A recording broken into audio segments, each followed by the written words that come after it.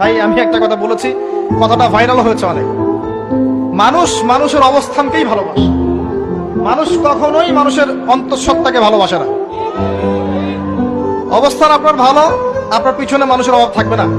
আজকে আপনার ক্ষমতা আছে, পাওয়ার আছে, খ্যাতি আছে, ইত্যাদি আছে, মানুষ দেখবেন পিছনে ঘুরঘুর করছে, ঘুরঘুর করছে, এবং এরা কিন্তু সবাই সবার স্বার্থেই ঘুরঘুর করছে।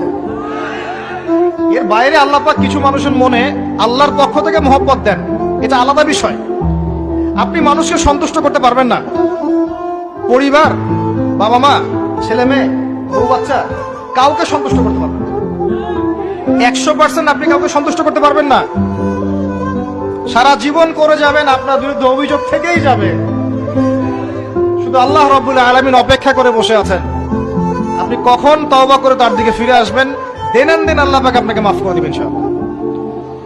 আল্লাহ পাক বলেছেন, শুনেন, ইল্লা মান তাবা, যে অনেক গুনাহ করেছে, শিরক করেছে, জিনা করেছে, মদ খেয়েছে, বিদআত করেছে, হারাম খেয়েছে, আল্লাহ পাকের অবাধ্য হয়েছে, নামাজ পড়ে নাই, যাকাত দেয় না, ইত্যাদি ইত্যাদি অনেক অন্যায় করেছে,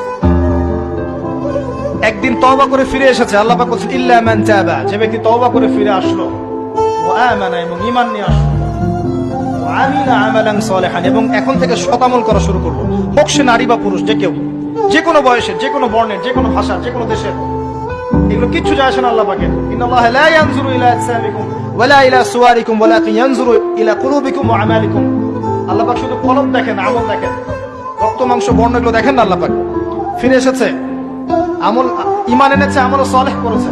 আল্লাহ পাক বলেছে, উলাইকা, এরাই তারা, ইউবাদদিলুল্লাহু সাইয়্যাতিহিম হাসানাত, এরাই সেই ব্যক্তি যাদের সমস্ত গুনাহকে আমি আল্লাহ নেকি দিয়ে পরিবর্তন করে দেব।